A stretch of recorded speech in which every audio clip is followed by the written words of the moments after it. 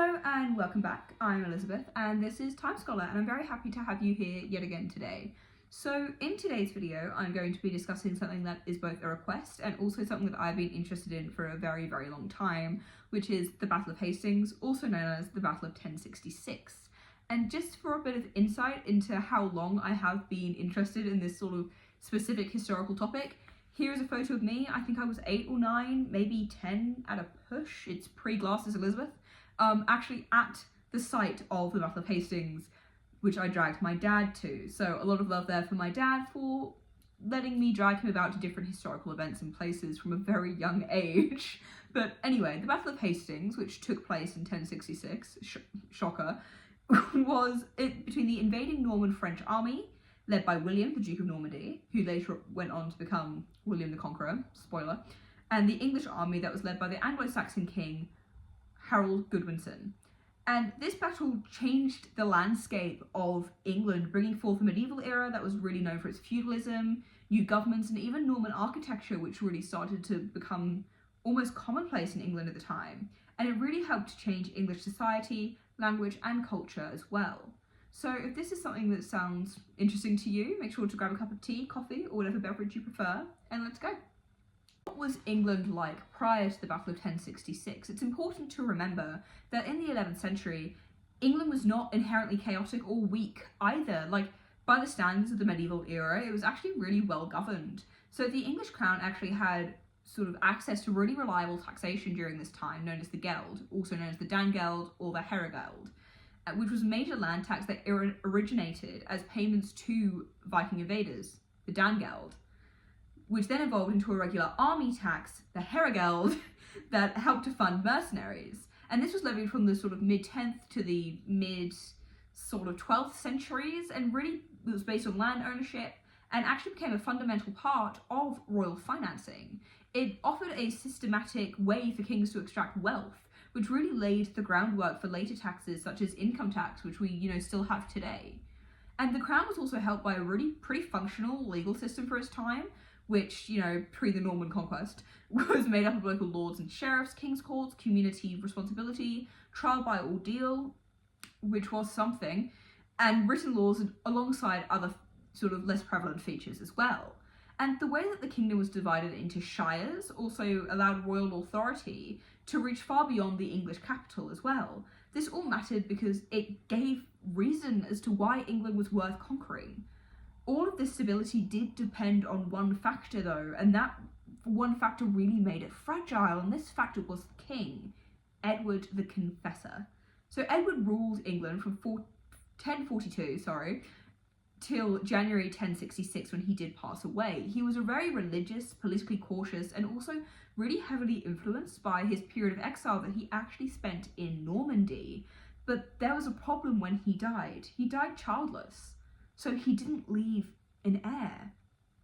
And later Norman writers would actually insist that Edward promised the crown to William, the Duke of Normandy, but the English sources are far less clear in this regard. What the two do agree on is that Edward's death created a pretty large problem, one that could only be filled by somebody who had already commanded authority. And that person ended up being Harold Godwinson. Harold Godwinson, who was the Earl of Wessex, which at the time was the most powerful earldom in England. He had already governed the kingdom when Edward was absent, doing kingly things, and had led armies against Wales and also negotiated with foreign powers, all whilst commanding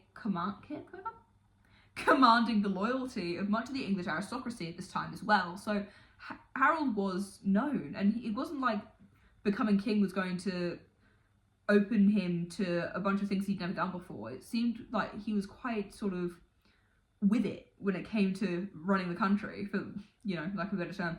His date of birth is unknown, but he was a member of the most powerful noble families in England, with his father being made Earl of Wessex by King Canute the Great. I don't know why I said that like that. King Canute the Great. And he was chosen by the Witan, the King's Council, made up of leading nobles, to become king after Edward's passing. And it's believed that he was probably the first English monarch to also be crowned in Westminster Abbey, so fun fact there. He was crowned king on the 6th of January 1066, which is just the day after Edward died, and by English custom, this was entirely legitimate. He'd been named by the Witan, cool, he was king now, but outside of England this was heavily up for debate. On the side of this battle we had William, the Duke of Normandy, and he was considered to be one of the most formidable rulers in Europe at the time. He was the son of his unmarried father Robert I of Normandy, Duke Robert I, and his mistress Herleva, which made him illegitimate. He was born in either 1027 or 1028, but it's believed that, you know, it was probably like the later half of 1028 that he was born in the Duchy of Normandy. And many of his enemies actually used his illegitimacy throughout his life. It was very common for his illegitimate birth to be sort of brought up, and William actually spent a lot of his childhood and, you know, early adult years surviving assassination attempts alongside also just noble revolts, so he had a bit of an interesting time there. But by adulthood, he had actually crushed the internal opposition, I just did that, you can see it, and helped to change Normandy, transforming it into a rather tightly controlled militaristic state as well. And the strength of Normandy really laid in its professional cavalry at the time. It was full of disciplined knights and trained for shock combat, and this is one thing that England was kind of missing at the time. And this military culture was something that William had grown up with. You know, Normandy, unlike England, had been shaped by almost constant internal warfare, and William really ruled through personal authority, loyalty, and force, and really seemed to accept the same clarity when it came to kingship. Like, for him it was pretty cut and dry, but William's claim to the English throne did not rest on military strength alone, at least not according to him. William really did believe that he had been promised the English throne years earlier. So Edward actually spent a lot of his early life in Normandy. He was exiled there following the Danish conquest of England in 1016, and during this period Edward lived at the Norman court, and he formed close relationships with Norman nobles, including William's family. And later Norman sources would actually argue that it was either during this exile or during a visit in the 1050s that Edward promised the crown to William. The issue here is, though, that this is not written down or recorded in any English sources that we found so far at all. So the Anglo-Saxon Chronicle, which is one of the earliest sort of most important contemporary English records, doesn't have any sort of note of such a promise to William at all. And it's important to note that this doesn't mean that it didn't happen, but if it did, it wasn't considered to be binding or universally recognised in England. Additionally to this, at some point in the 1060s, the exact date of which is unknown, Harold Godwinson actually travelled to Normandy as well, because everyone was vacationing in Normandy before they decided to try and invade, I guess. And according to Norman accounts of this visit, Harold was shipwrecked and taken to William's court, where he later swore an oath to support William's claim to the English throne. But this oath is famously depicted in the very well-known Bayeux tapestry, where Harold is shown swearing over sacred relics. And this is a rather powerful visual, to be honest, that was meant to emphasise the ideas of betrayal and perjury. However, modern historians really do take this now with a grain of salt, or a wheelbarrow of salt, and the English sources again say very little about this journey or oath that took place, and oaths that were sworn under duress were not always considered to be valid. No way. And Harold may have actually had very little choice in this oath. And there's also no evidence either that the English political elite actually accepted this oath as binding. It was not gospel to them at all. So it seems like from the English side completely, this was falling on deaf ears entirely. But for William, this oath was crucial. Without it, he wouldn't have been able to frame Harold as a rival and usurper who had broken a sacred promise, a framing that really helped William out later on. By 1066, there wasn't just two people vying for the English throne, there were three. And by this point, Harold Godwinson was actually crowned as the King of England, and that was universally binding in England. No one really batted an eyelid because he'd been chosen by the Witan. Everyone was like, cool, you're the king now. Solid. Also, he had ties to Edward before and all that business. But one of these people, obviously, who was vying for the throne was William of Normandy, but the other was Harald Hardrada. I'm sorry if I butchered that completely, but that was the King of Norway. Not to be confused with Harold, the English king. It's a lot of names. I know, they're very similar, please keep with me. And Harald was one of the last great Viking warrior kings. His claim to England was different to that of William's in many ways, because his claim really rested on early agreements that were made between Scandinavian rulers and the English crown dating back to the reign of King Canute. So Hadara wasn't interested in the legality and the nuance of it all. Instead, he thought and believed that conquest itself was enough to take the English throne. So by 1066, England had 3 people vying for the throne, 3 rival kings, all of whom were convinced of their own legitimacy. So Harold Godwinson, who had been crowned by the Witan, so it seemed like he was pretty legitimate. William of Normandy, whose claim was through the idea of promise and an oath, which not many English sources really thought happened. And Harold Hardrada, again, I can't say it, whose claim was through Viking right and force. Prior to the events of 1066, and before William had even stepped foot in England in his attempted invasion, Harold Godwinson was already forced to fight a different war, which was the Battle of Stamford Bridge. So in September of 1066, Hardrada, the King of Norway, invaded northern England with a very large Viking army, joined by Harold's exiled brother, Tostig Godwinson. So we're already off to a great start here. And Hardrada was one of the most formidable warrior kings of the age, and his invasion really posed an immediate threat to Harold's life. But Harold responded really quickly, actually. It was pretty remarkable. He marched his army in over 180 miles in 2 weeks, and he surprised the Viking force at Stamford Bridge on the 25th of September in 1066. And the resulting battle was decisive. Hardrada was killed, Tostig fell alongside him, and the Viking army was effectively destroyed. So at this point, Harold was in. He kind of won. Well, not kind of. He did. He won this battle. And the significance of Stamford Bridge really can't be overstated because it ended the Viking threat to England. But for Harold, this victory did come at a cost. Not only had he lost his brother, albeit exiled, his army was exhausted, wounded, and also depleted from this hard battle that they had just faced. And crucially, he was still in the north when he got the news that William's army were invading from the south. So it wasn't going too great for him in that regard either. So he really needed to gather his troops together and march them back that 180 miles as they were already tired, depleted, and heavily wounded. It was on the 28th of September 1066, so only a few days after the battle at Stamford Bridge, that William of Normandy landed unopposed on the Sussex coast. Unlike Harold, William was fresh, he was fighting ready, he was good to go, and his army was well rested, well supplied, and most notably intact. And rather than rushing inland, William consolidated his position. He built fortifications upon the Sussex coast, and he devastated the surrounding countryside. And this was a calculated move designed to force Harold into battle quickly, because if he was continuing to destroy the Sussex countryside, which is Sussex, Wessex, they're very close to each other as well, and he is now also the king, he's not just the Duke of Wessex, but it would have made Harold move quickly because he wanted to make sure that these poor people in Sussex weren't getting just absolutely railroaded by the French, by the Normans. And at this point, the conflict that mattered most was no longer hypothetical either to either of them. The struggle for England would be decided in the south because it was only the 2 of them left. It would be decided at the Battle of Hastings.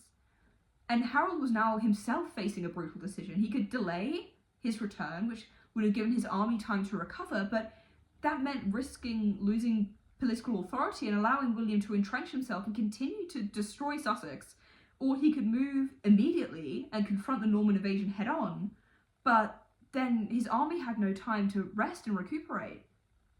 But Harold did end up choosing the latter. He chose speed. And once again, he marched his army across England from the north back down to the south, from Yorkshire to Sussex, which is a pretty hefty trip by foot, and not all of his troops made it, and others arrived exhausted. Many had already fought and survived one major battle, literally not even a week earlier, a couple of days earlier.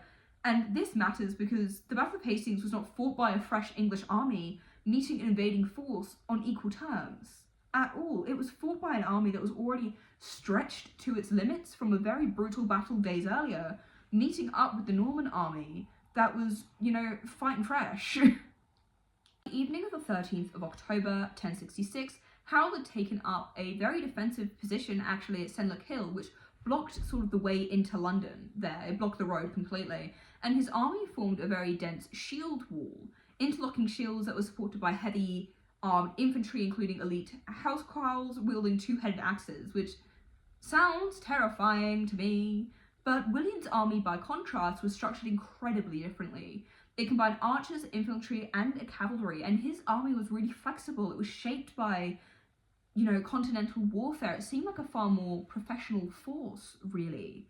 And by dawn of the 14th of October, 1066, the outcome of the English succession crisis would be decided in a single battle, the Battle of Hastings.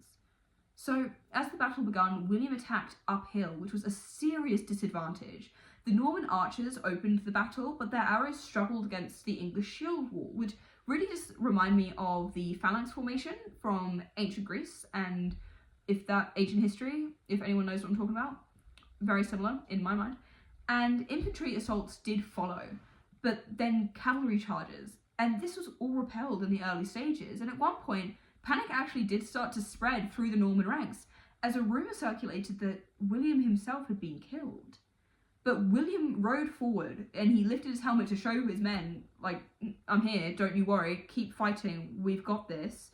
And that really helped to restore morale and order, and it really gave them a boost. And they were already the army that was at an advantage because they weren't knackered from marching from Yorkshire to Sussex after fighting in a deadly battle 3 days earlier. I digress, but the battle did drag on for hours, and at some point in the afternoon, sections of the Norman line did begin to fall back, and it's not known whether this was deliberate, feigned retreat or just a really chaotic withdrawal, but what matters is that the English troops actually broke their formation, which had been serving them really well, in order to pursue the Norman troops, and this is what was decisive. The Norman cavalry really exploited the gaps that were now seen in the English army and cut down isolated English fighters and really helped to weaken the shield wall. And as daylight faded, the English wall line really began to collapse. And near the end of the battle, King Harold was killed.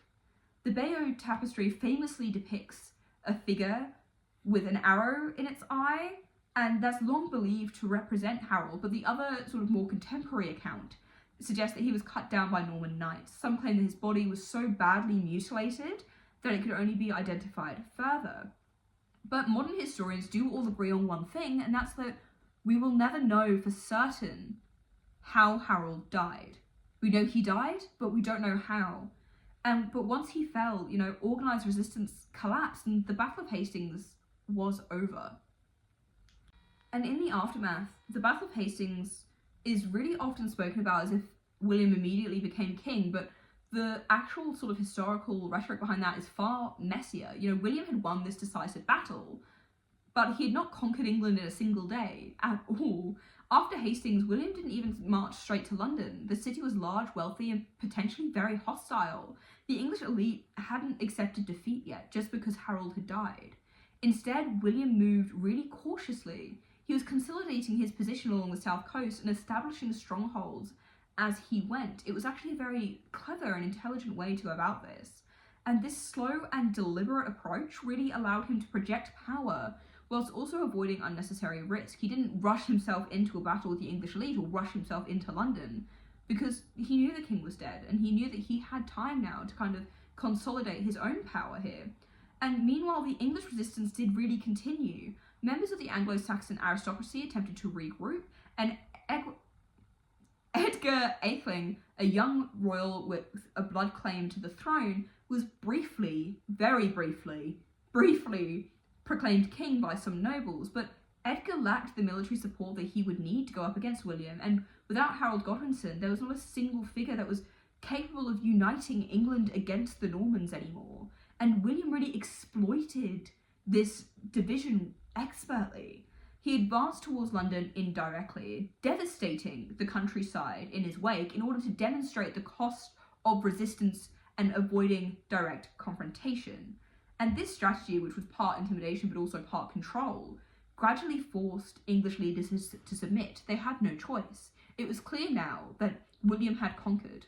William the Conqueror had taken over England. And by December 1066, the remaining English nobility accepted William's authority.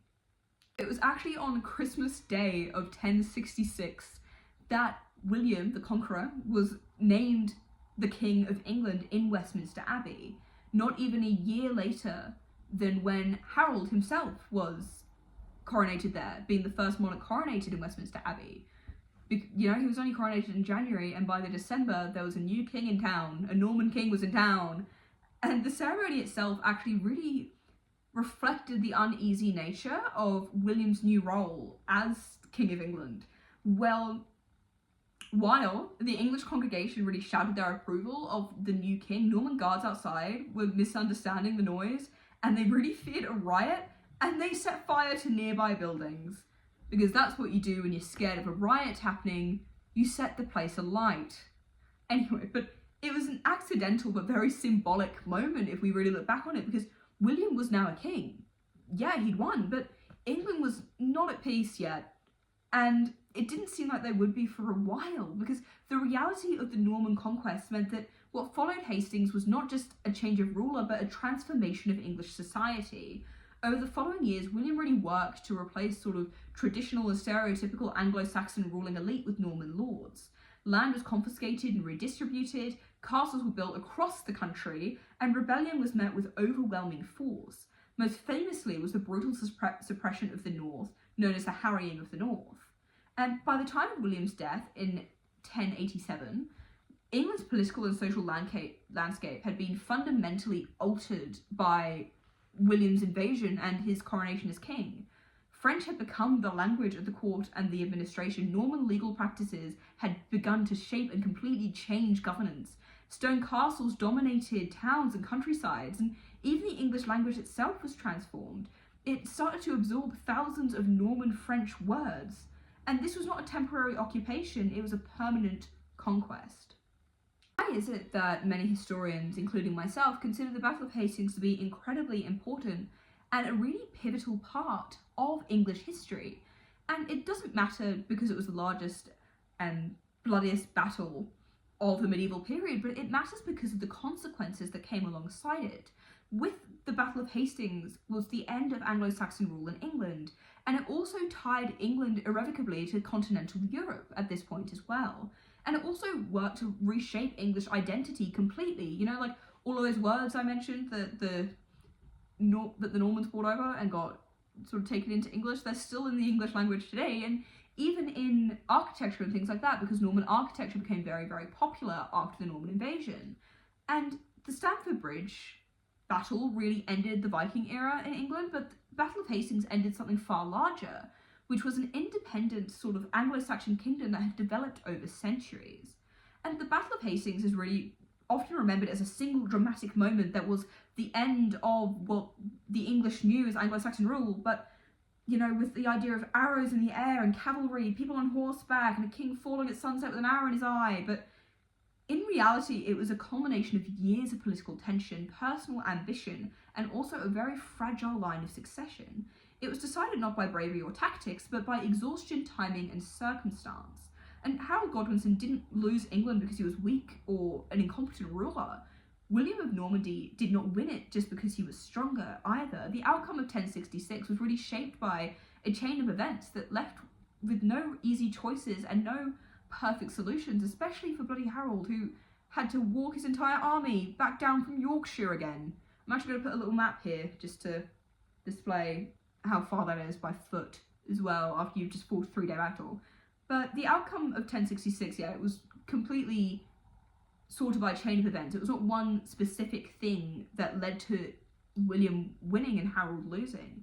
And that's why, in my opinion, the Battle of Hastings is really important and continues to matter from a historical perspective. Not because it was inevitable, but because it wasn't. So yeah, that was my sort of deep dive into the Battle of Hastings, or the Battle of 1066. I do hope you guys enjoyed, and if you did, please make sure to like, comment, and subscribe, because it does really help my channel. And yeah, if there's anything that you would like me to cover, make sure to leave a little comment below, and I'll make sure to add it to my list. I have both an ancient history list and a modern history list and a generic history list and a lot of lists, but I will make sure to add it below, and I will see you next week for another video. See ya!